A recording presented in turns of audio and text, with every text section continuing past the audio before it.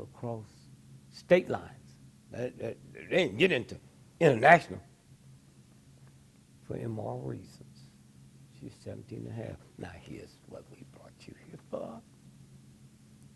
This year we can prosecute you. 20 years. 20 years. Or we can forget it. But after a couple of months when this died down, we back playing. Right before the cameras, we want everybody to see you and hit the ground. And then you come back for a while, and then you do it again, and you retire. Last year, this time, this is 2015, he was rated #1. Right now, he's rated 270, and now he's talking about retiring. See how it works? And you don't tie them together. That's how it works. White supremacy. White supremacy. It's the game. And so when you talk about Atlanta, Atlanta was just as bad. It was just the headquarters of SCLC. And it was getting so much world press. But here's what you do. You don't ask me. Before King, you go look at the arrest rate in Atlanta.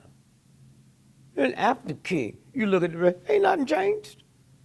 They just didn't arrest certain people. And then they framed people. You see, when they killed Jesus, they didn't mess with none of the disciples. Okay? When they killed Julius Caesar, they didn't mess with nobody in the state legislature. Okay? They killed everybody or framed everybody in this movement. And then people want to know what happened. They killed us or put us in jail. That's what they did. Huh? That's what they did. What was it like to be arrested in Atlanta during that time? Oh, I was arrested many times in that. I tell you what it was like. One day we got arrested, about 200 of us, and this white woman was there. Get it right. The next day, the white police chief found out he had arrested a white woman and put him in jail with all these black men. He went crazy. Oh, he tried to make a deal with me. Oh, Mr. Gregory, you did it. Come here, honey. You wanted to get naked and prove to you she's a white woman. So we cut a deal, and all of us got out of jail. That's what it was like. Another time, Eddie Wade, white dude. We went and marched by his place. Wasn't SCLC. What's the brother that calls everybody African? Hey, Willie Wicks, still alive. Huh? One of the fine black man. Huh? When you say black man, you know it's Willie. African, you know it's Willie. Still alive. So, my daughter, she's 56 now. She was 5 years old. And she said, we were landing. Dad, those are the same people that put the food on the plane in New York when we went to London. Wow. So they come to pick me up. We're going to march on him. And I stopped, called my white dude. Hey, man, look and see if, think of the name of the company. It's on the New York Stock Exchange, yeah. If they are, buy me 10 shares and get on a plane and come down here. Now, here's what the Atlanta law says. We got a law that says you can't segregate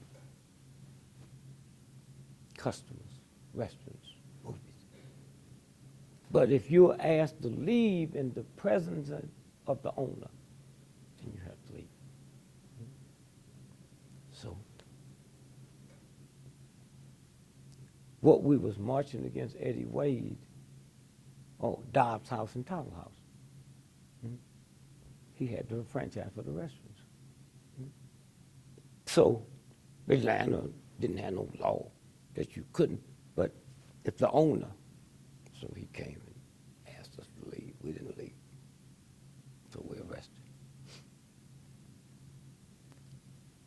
So they tried to negotiate us just letting us out of jail. We won't do it no more.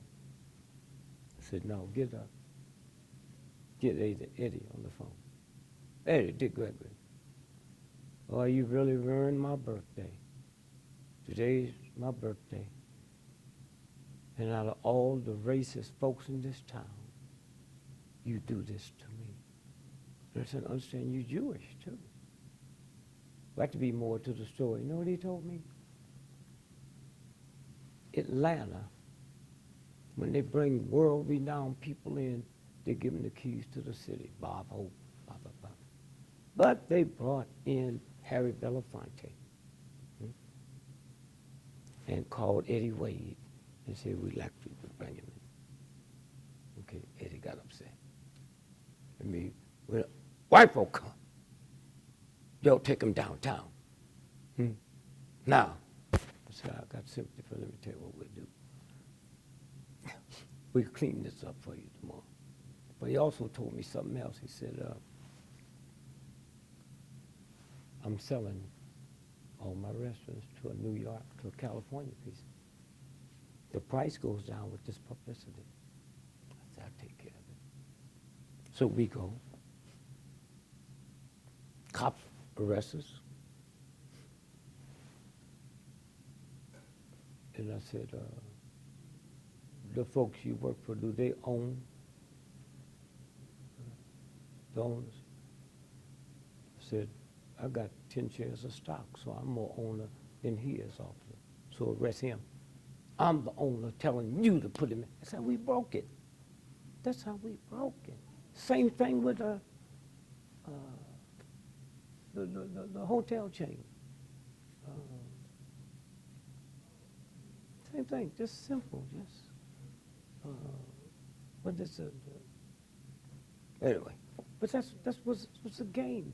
You're willing to lose your life, but I don't want to lose my life. So we're at war now. And people was coming in from all over Atlanta, all over the world. Atlanta ain't nothing but an old knucklehead, vicious. Now, let me tell you something. And my brother can look it up. Andy Young single-handedly brought the Olympics to Atlanta. Why? Brother Greg, Brother Andy, the Africans, Brother Andy, Chinese, but he had them both locked up. That's how Atlanta got it. Huh? No serious white folks in the world come to Atlanta to celebrate nothing. They ain't even got a good bottle of wine. Huh? So I said, Andy, oh man, you did it. You getting even with these white folks for me. Now, go back, not for this. Go back and look up when the Olympics came to Atlanta. How old were you then? I was 30. When the Olympics? Yeah. So you know they didn't sell out all the hotel rooms. Right. A lot of empties. They didn't know that. See, the Olympics is a sex thing for rich white billionaires for their sons. Huh? A cheap bottle of wine costs you $10,000. New Orleans, you think Queen Elizabeth would eat some gumbo? Are you crazy? Huh? Nobody go there with poor, ignorant white folks that think that, see, white ain't a color, it's an attitude. And if you ain't got thousands of dollars in the bank, you can't have the attitude. We don't know that. Oh, we want to be a millionaire. One day get your computer and make like you got $1 million sitting there and change it into 1,000,000 seconds. That's 13 days. Take $1 billion and change $1 billion. That's 32 years. Who want to be a millionaire but a fool? Huh? See how it works? If 1, 2, 3, 4 of us go to New York for dinner tonight to the #1 restaurant, a cheap bill is about $20,000. Why? Rich folks don't eat when they're hungry. $20,000. It's the wine. Huh? You can go to New York Paris and get wine, $100,000 a bottle. That ain't the most expensive. That's what the bill is. Why do they do it? Because I can write off on my income tax. Hmm? Hmm? But a welfare mother can't get glasses for her child. Hmm? See how it works? That's what it's about. And so now this is funny now. You should look this up. I wouldn't use it. The opening ceremony of the Olympics, that first night, is open festivities. Universally, that means and they go out. Now we pronounce these such and such different Roman numerals. Of the such and such millennium is now officially open. That's all you do that night. Ali was there with the torch.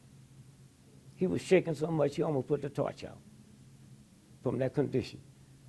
I said, Ali, you almost put the torch out. It was fabulous. Now, the end. Now, all that money, Atlanta and Georgia, they said a lot of this will go to these colleges. Not one black college went to white colleges. Okay? White college. Swimming pool, blah, blah, blah. That's in Atlanta. Now, watch this here. The last night, official night, is the festivities. That proclaims these such and such a Roman numerals, blah, blah, blah, blah, officially closed. Go back, because this is serious. They didn't have it the last night, because if they don't have it, they never have to admit they